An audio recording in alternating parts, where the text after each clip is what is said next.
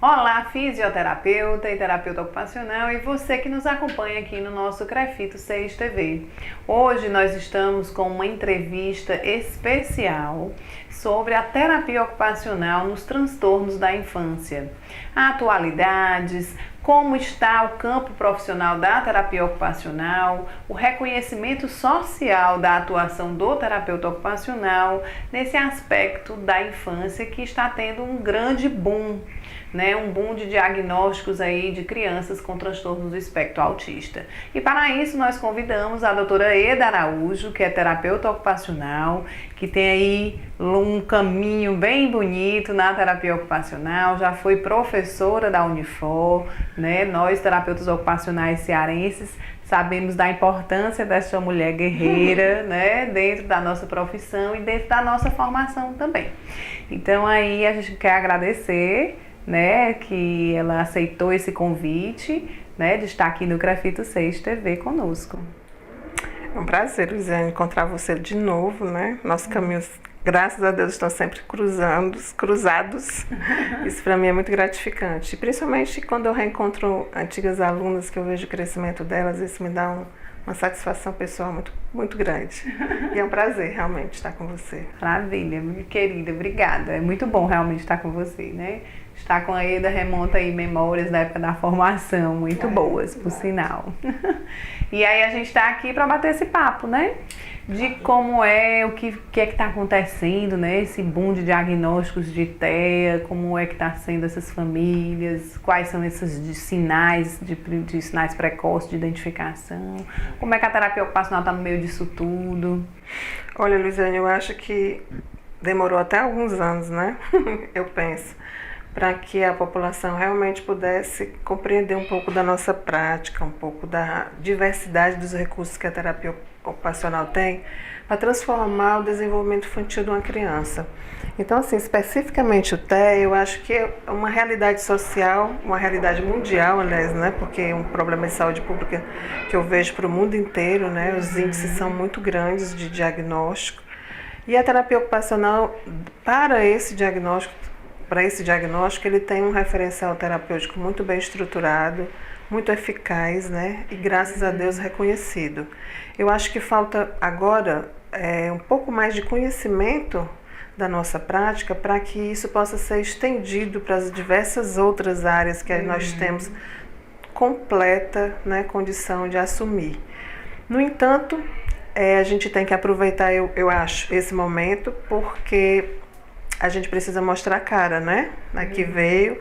Eu acho que tem muitos terapeutas ocupacionais qualificados, né? Que estão fazendo trabalhos muito interessantes.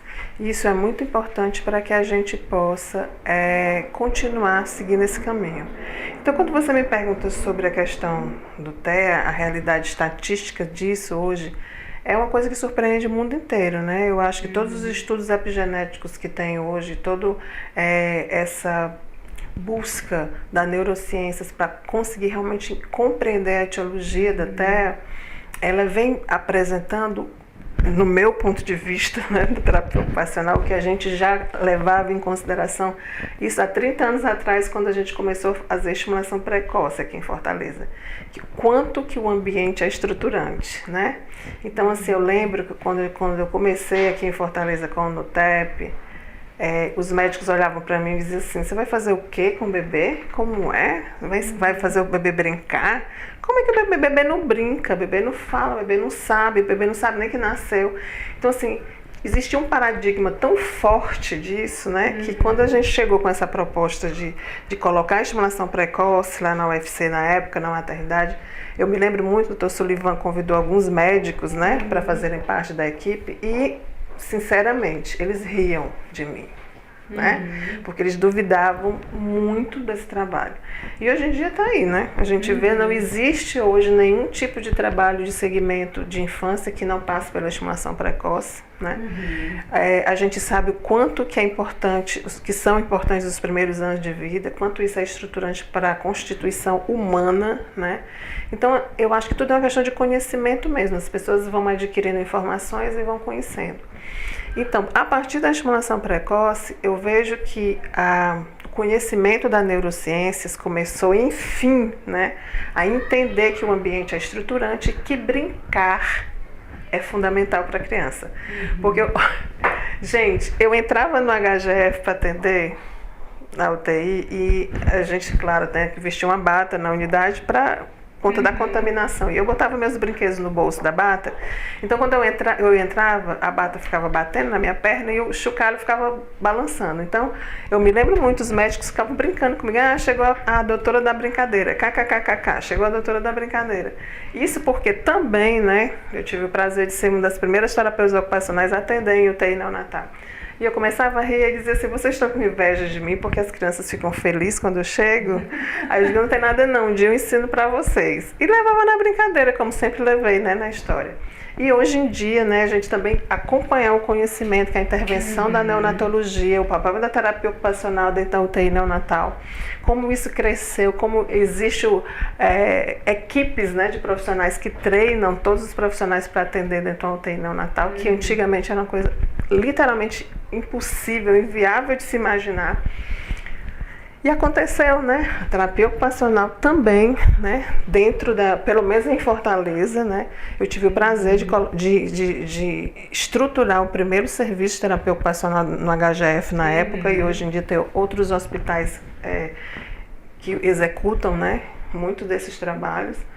E, ao mesmo tempo, dentro desse processo da terapia ocupacional aqui no transtorno da infância, o TEA, eu acho que foi para mim, pelo menos na minha história profissional, ele veio ser a cerejinha do meu bolo, né? Porque, assim, eu acho que eu trabalhei muitos anos para mexer nessa massa, para construir um bolo gostoso, para mostrar para as pessoas o que é terapia ocupacional. Tanto, gente, que isso aqui que vocês estão vendo é um pedaço dessa massa, né?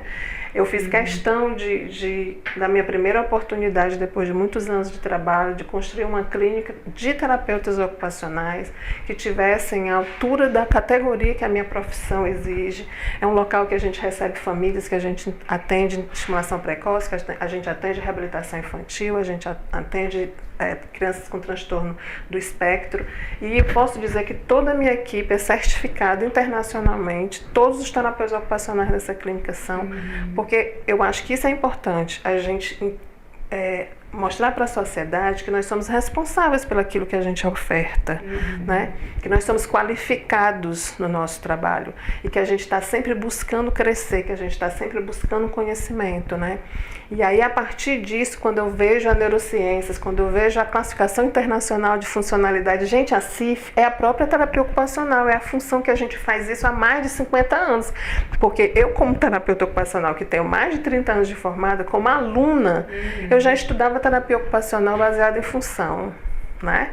Só que, teoricamente, nós não tínhamos tantos recursos teóricos para discutir e comprovar isso com terapia baseada em evidência. Hoje nós já temos, né?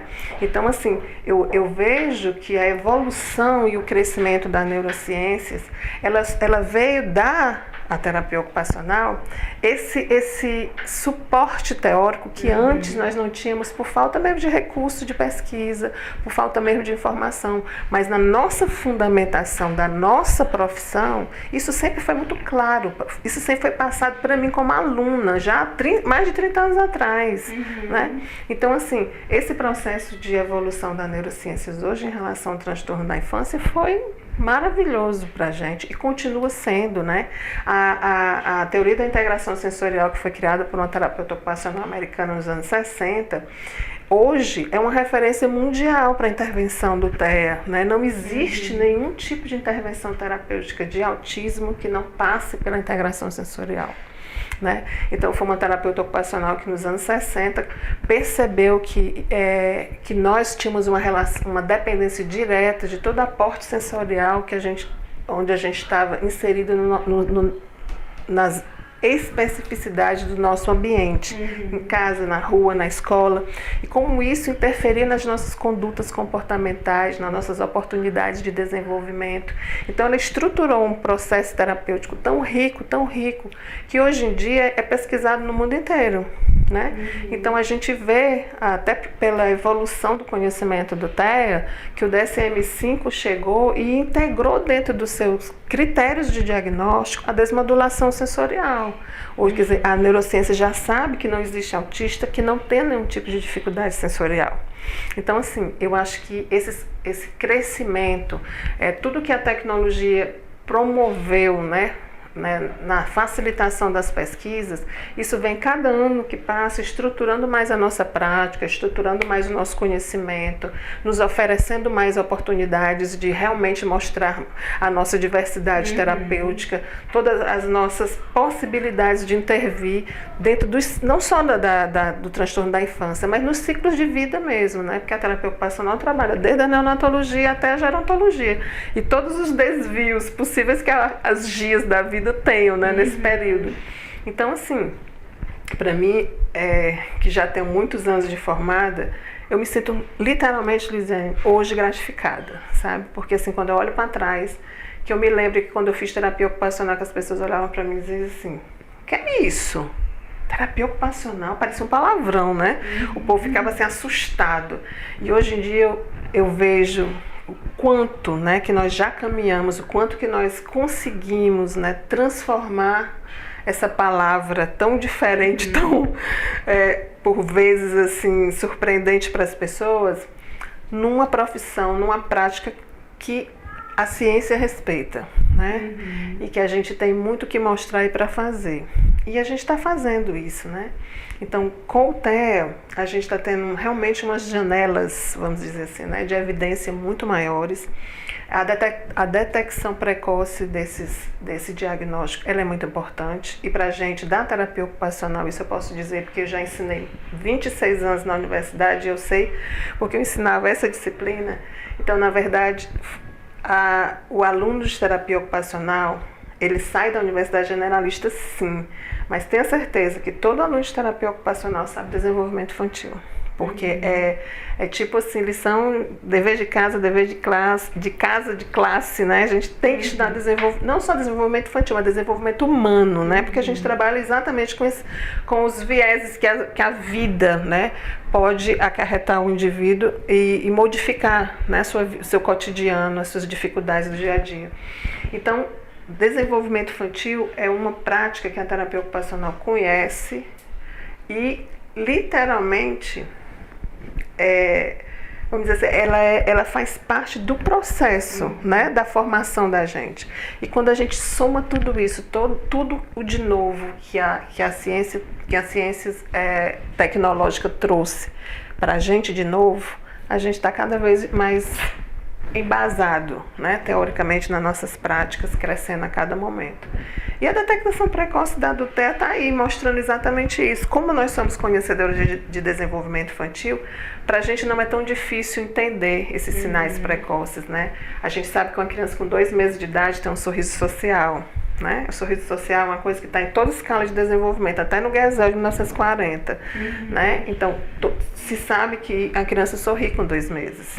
Então, é uma resposta social? Então, de cara, se uma criança com 2 meses não fixa o olhar para você, não sorri ao contato com o cuidador, não compartilha o olhar diante de uma coisa bonita, porque uma criança com 4 meses de idade, se você mexe um chocalho, uma coisa que tem espetáculo, os olhos dela crescem, né?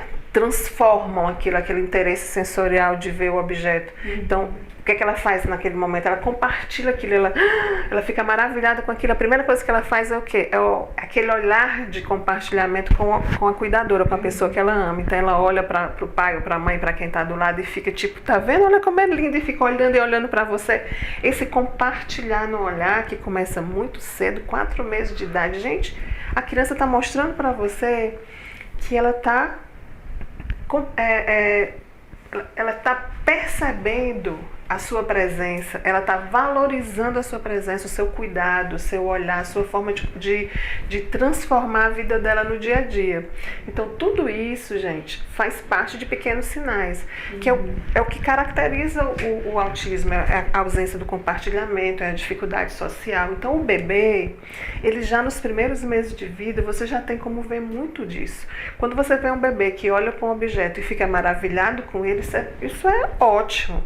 Mas quando ele fica só maravilhado e não compartilha isso com ninguém, ou ele quer um objeto e não consegue alcançar, vai lá, pega a mão da mãe, quer que a mão, ele não olha nem para a mãe, ele usa a mão como objeto mesmo, ele quer que a mãe vá lá e pegue e dê para ele. Mas ele não olha para pedir, ele usa dela. É completamente diferente. Então, essas pequenas particularidades nas primeiras relações, nos primeiros cuidados da mãe com o filho, isso é muito fácil para a gente da terapia ocupacional perceber. E isso, graças a Deus, já está começando a ser publicado, já está começando a ser listado para as pessoas, né? Hoje você pega um livro de autismo, já tem muitos sinais de alarme para o desenvolvimento, para o diagnóstico do autismo listados. Mas eu ficava impressionada quando começavam a conversar sobre autismo, que tinha que ser com 18 meses, né? Com 18 meses era a idade ideal. Eu digo, gente, 18 meses as redes internacionais estão acontecendo, as estruturas já estão se organizando, então vamos pegar isso mais cedo, né? Porque a gente tem a oportunidade de pegar isso mais cedo. O profissional que é conhecedor de desenvolvimento infantil, Luiziane, ele tem capacidade de perceber isso muito cedo. Com realmente meses, olha, 6 meses de idade para mim é uma idade para mim perfeita, tá? Porque é quando a criança, a partir do quarto, aliás, do quarto ao 8º mês, é exatamente a fase de desenvolvimento onde a criança tem mais interesse pelo lado de fora. Por tudo que está em volta dela, incluindo-se as pessoas também. Mas o que é que acontece? Nesse momento, o interesse dela fica voltado para os objetos. Criança que gosta mais de objeto do que de pessoa, a gente também começa a se preocupar, né? Porque é óbvio que as pessoas são muito mais interessantes perceptivamente, por conta dos movimentos que a gente provoca, dos sons que a gente evoca. E os brinquedos não, eles fazem tudo muito bonito e colorido, mas é completamente diferente a relação do objeto animado em relação ao objeto inanimado. Então, as diferenças de comportamento da criança diante desses dois objetos, durante essa fase de 4 a 8 meses, são possivelmente palpáveis para um profissional conhecedor de desenvolvimento infantil. Acho que já falei muito, né? Eu falo desenvolvimento infantil, gente, eu falo o dia inteiro. O dia inteiro, né? Com certeza. Deu uma aula aqui, hein, Eida? Só um pouquinho. E a gente aí, sim, deu essas dicas, mas assim, quais são assim, alertas, assim, quais itens, assim, para os pais, cuidadores perceberem, né? Sorriso. Então, o sorriso, compartilhamento, o brincar, necessariamente o brincar mais com objetos. Nesse brincar, tá? Brincar repetitivo, ele brinca sempre da mesma forma. E normalmente ele vai emparelhar ou ele vai empilhar. Tá? Essas são as formas mais comuns, né, das crianças autistas brincarem. É o emparelhamento, tudo, qualquer coisa que der sopa, ele chega lá e emparelha. Empilhar as coisas e eleger, por exemplo, um brinquedo de preferência e só conseguir enxergar.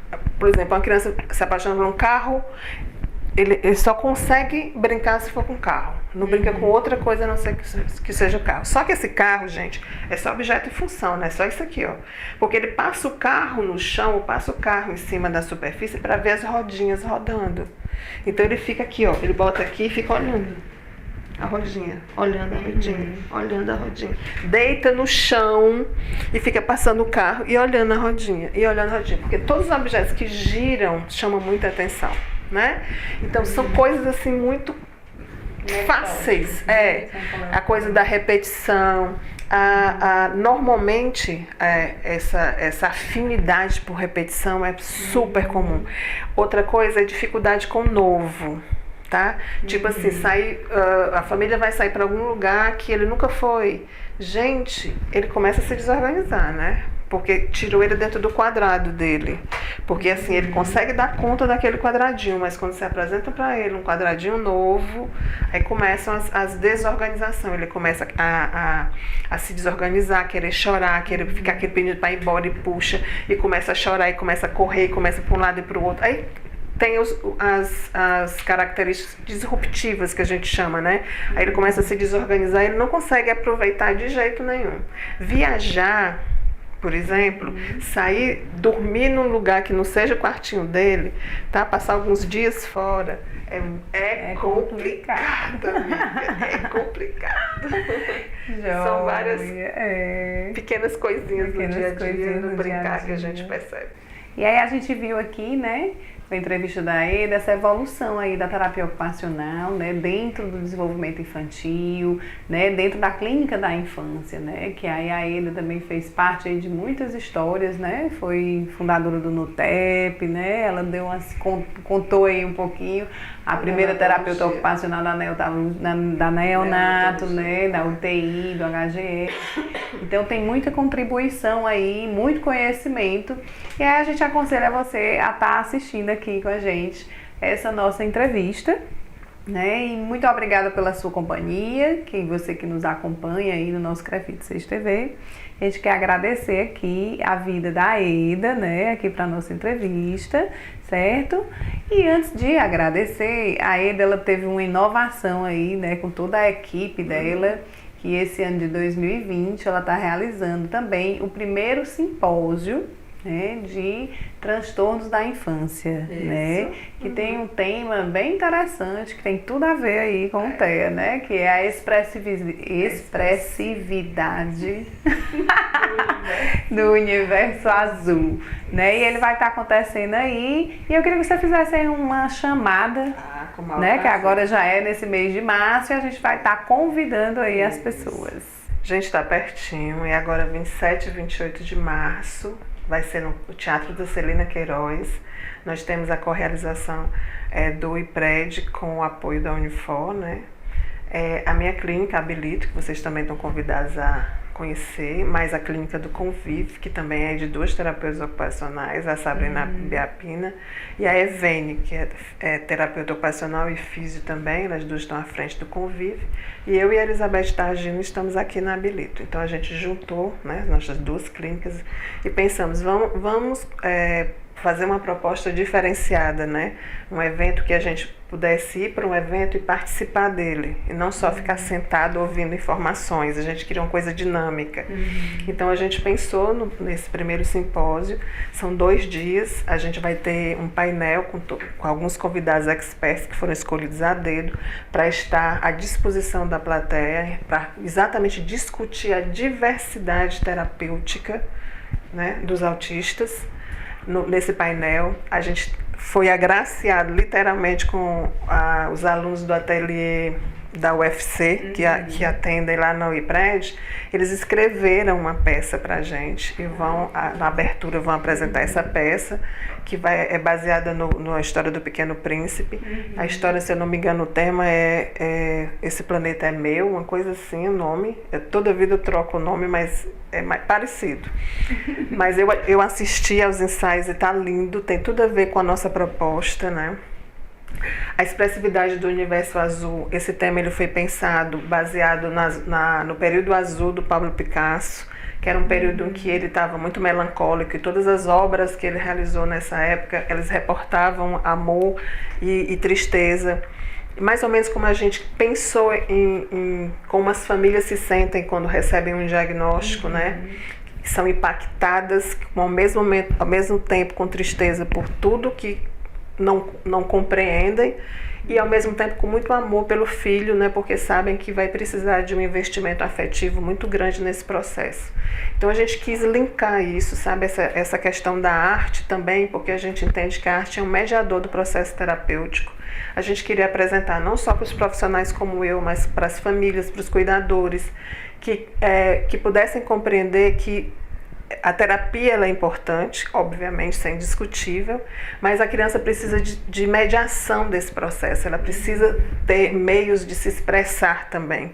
E a arte é o melhor caminho. Então a gente queria exatamente fazer essa aproximação, sabe, da terapia com a arte e a cultura, né? A inserção dessas crianças na cultura no dia a dia, que faz parte do processo de integração social delas, né, na vida, no cotidiano. Então a gente vai ter no primeiro dia essa programação. No segundo dia a gente vai ser agraciado com uma palestra do Dr. Caio Abujad, que é também presidente de uma OGIOSC, né, antiga ONG, chamada Caminho Azul, no Rio de Janeiro. O Dr. Caio vai ter uma palestra de 3h30, né, falando sobre todas as diversidades dos vários autismos, porque vocês sabem que não existe um autista igual ao outro, né?